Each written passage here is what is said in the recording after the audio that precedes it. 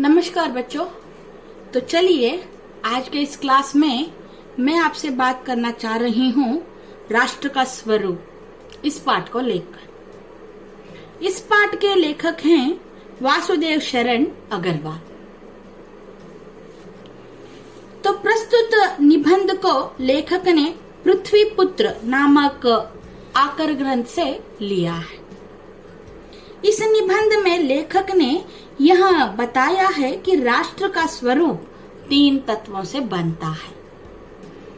तो भूमि, जन और संस्कृति, ये 3 तत्व हैं राष्ट्र के स्वरूप के लिए। भूमि को माँ के रूप में मानना और स्वयं को पृथ्वी का पुत्र मानना राष्ट्रीयता की भावना का उदय है। राष्ट्र के समग्र रूप में भूमि और जन का दृढ़ संबंध होता है। इसके साथ साथ संस्कृति का भी रहना बहुत ही आवश्यक। तो प्रस्तुत पाठ में लेखक तीनों तत्वों को लेकर सविस्तार रूप से बातें करना चाह रहे हैं बच्चों। राष्ट्र का स्वरूप इस पाठ के लेखक हैं वासुदेव शरण अग्रवाल। भूमि, जन और जन की संस्कृति से एक राष्ट्र का सदृढ़ निर्माण स्वरूप बनता है। धरती माँ के कोख में बहुत सारे धातुएं और बहुत सारे वस्तु रहने के वजह से धरती माँ को वसुंधरा नाम आया है। ठीक।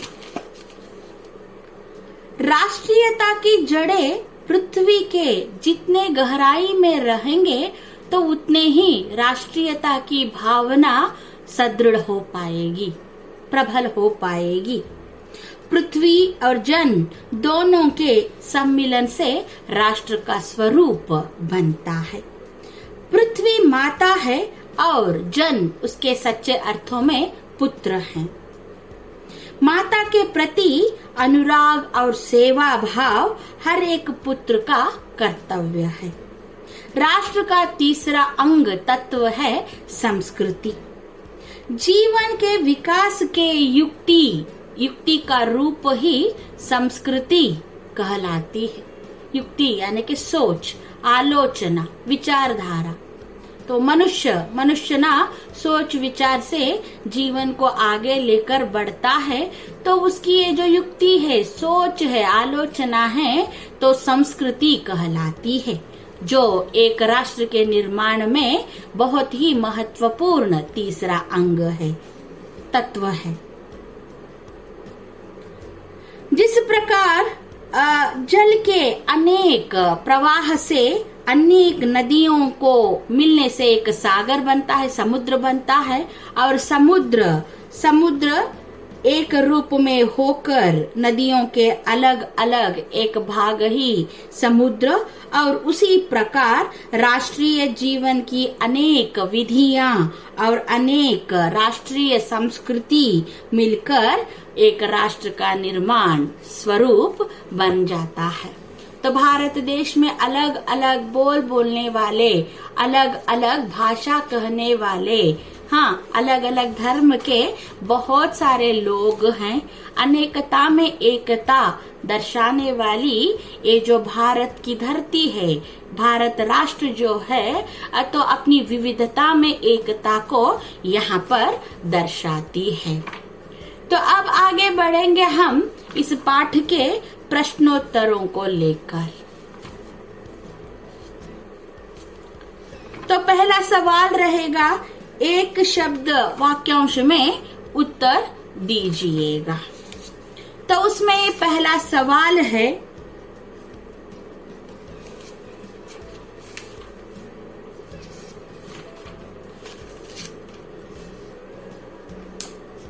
किनके सम्मिलन से राष्ट्र का स्वरूप बनता है? तो जवाब है भूमि, जन और जन की संस्कृति के सम्मेलन से। भूमि, जन के संस्कृति के सम्मेलन से राष्ट्र का स्वरूप बनता है। किसकी कोख में अमूल्य निधियां, संपत्ति छिपे हैं? तो जवाब है धरती माँ के कोख में। सच्चे अर्थों में पृथ्वी का पुत्र कौन है? तो जवाब है जन। पुत्र का स्वाभाविक कर्तव्य क्या है? पुत्र का स्वाभाविक कर्तव्य माँ के प्रति अनुराग और सेवा भाव। माँ के प्रति अनुराग और सेवा भाव। माता अपने सब पुत्रों को किस भावना से चाहती है? समान भावना से, समानता से। राष्ट्र का तीसरा अंग कौन है? कौन सा है? तो वो है संस्कृति। राइट। राष्ट्र की वृद्धि किसके द्वारा हो सकती है? वृद्धि यानी कि प्रोग्रेस, प्रगति। तो संस्कृति के विकास और अभ्युदय से। अभ्युदय आगे बढ़ना, तो प्रगति के पथ पर आगे बढ़ना और उसकी अभ्युदय से, आगे बढ़ने की वजह से, और विकास से, प्रोग्रेस, प्रगति से। तो संस्कृति के प्रगति और अभ्युदय से, आगे बढ़ने से ना राष्ट्र की वृद्धि अपने आप बढ़ती चली जाएगी।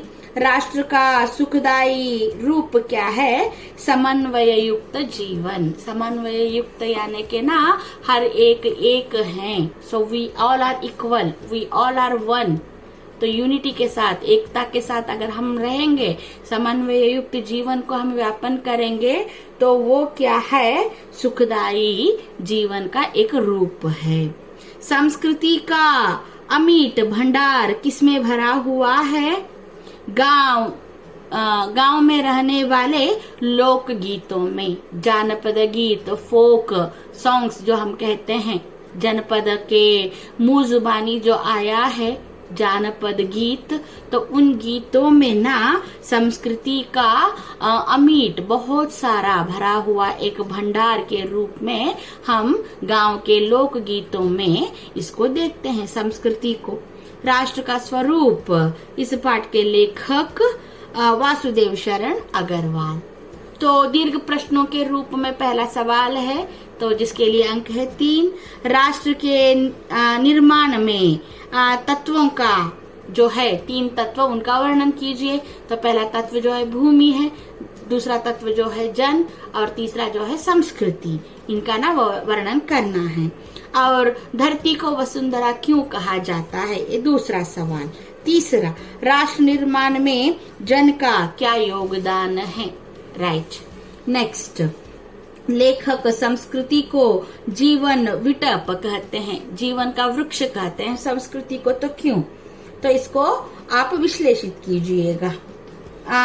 समन्वय युक्त जीवन के संबंध में लेखक का क्या कहना है? तो एकजुट होकर एक जीवन व्यापन जब हम करेंगे तो इस जीवन का क्या सार्थक अर्थ है, तो उसको आपको उत्तर के रूप में लिखना है। राइट। नेक्स्ट, तो अगर इनके उत्तर अगर आपको चाहिए तो केसेप सॉल्यूशंस में है, तो आप उसको रेफर कर सकते हो बच्चों। नेक्स्ट, ससंदर्भ वाक्य स्पष्टीकरण, रेफरेंस टू कॉन्टेस्ट, उसमें है भूमि माता है और मैं उसका पुत्र हूँ, तो इसका संदर्भ सहित स्पष्टीकरण 3 अंकों के लिए करना है। प्रस्तुत वाक्य किसको कौन कह रहा है? संदर्भ कब का है? नेक्स्ट, यह प्रणाम भाव ही भूमि और जन का दृढ़ संबंध कहलाता है। यस। नेक्स्ट, जन का प्रवाह अनंत होता है। तो ये सब वाक्य जो है आपको इनको ससंदर्भ स्पष्टीकरण करना है। नेक्स्ट, संस्कृति ही जन का मस्तिष्क, मस्तिष्क यानी कि खोपड़ी, माइंड। हाँ, यस। उन सब का मूल आधार पारस्परिक सहिष्णुता और समुदायी जीवन है, तो इसका आप ससंदर्भ स्पष्टीकरण करोगे। नेक्स्ट, सूचना के अनुसार बदलिएगा। हमारे ज्ञान के कपाट खुलते हैं, भविष्य काल में आपको परिवर्तित करना है। हमारे ज्ञान के कपाट खुलेंगे। यस। माता अपने सब पुत्रों को समान भाव से चाहती थी, वर्तमान काल में चाहती है। माता अपने सभी पुत्रों को समान भाव से चाहती है। मनुष्य सभ्यता का निर्माण करेगा। भूतकाल में मनुष्य सभ्यता का निर्माण करता था। नेक्स्ट, कोष्टक से दिए गए चिन्हों को, कारकों को क्या करना है, रिक्त स्थानों में भरना है। कोष्टक में जो कारक हैं पर, का, के, में। तो पहला जो अधूरा वाक्य है, जन डैश प्रभाव अनंत होता है। जन का प्रभाव अनंत होता है। जीवन नदी डैश प्रवाह की तरह है। जीवन नदी के प्रवाह की तरह है। पृथ्वी के गर्भ डैश अमूल्य निधियां हैं। पृथ्वी के गर्भ में अमूल्य निधियां हैं। भूमि डैश जन निवास करते हैं। भूमि पर जन निवास करते हैं। तो आगे समानार्थक शब्द लिखिएगा। अंबर अंतरिक्ष, नभ गगन, आकाश, राइट। धरती वसुंधरा, वसुमती, भूमि, पृथ्वी, धरणी, ठीक। पेड़ विटप, वृक्ष, दरखत, पादप, ठीक। नारी, नारी का जो है दारा, भामा, धरणी, गृहिणी, यस। सूर्य भास्कर, भानु, दिनकर, राइट, यस। प्रसन्न, इसका विलोम शब्द है अप्रसन्न। ज्ञान अज्ञान, मौत जन्म, स्वाभाविक अस्वाभाविक, बेहोश होश, शीघ्र विलंब, जन्म मरण, मोटा दुबला पतला बोल सकते हैं, छोटा बड़ा। तो ये कुछ सवाल जवाब जो आपके इस पाठ के जुड़े हुए। राष्ट्र का स्वरूप, तो इस पाठ के जरिए सिर्फ लेखक इतना बताना चाह रहे हैं कि एक सुदृढ़ राष्ट्र का निर्माण स्वरूप किस तरीके से बने। तो उसके लिए 3 तत्व जो हैं, पहला तत्व भूमि को लेकर विस्तार रूप से बताता है लेखक, और उसके बाद में इस पर रहने वाले जन के बारे में, और आगे जन में रहने वाली संस्कृति को लेकर। तो सविस्तार रूप से अगर पढ़ना है तो इसकी जानकारी और जो मेरी विश्लेषण जो है बहुत ही छोटी पढ़ रही है, कम पढ़ रही है, तो you can refer Kesar solutions में दीर्घ प्रश्नों को लेकर उत्तर किस तरीके से लिखना है वहां पर दिए हैं, और साथ ही साथ ससंदर्भ स्पष्टीकरण के विवरण भी वहां पर दे दिए गए हैं। तो उसको रेफर करके आप उत्तरों को लिख सकते हो बच्चों। तो ठीक है, तो आशा करती हूँ तो एक छोटे से समय में ये जो राष्ट्र का स्वरूप जो पाठ है, तो पाठ की जानकारी जो मैं आप तक पहुंचाने का एक प्रयास की हूँ इस वीडियो के जरिए, तो ये आपको समझ में आ गई है। तो आने वाले अगले क्लास में तो और एक पाठ को लेकर मेरी मुलाकात आपसे होगी। तो तब तक के लिए अनुमति दीजिएगा। धन्यवाद।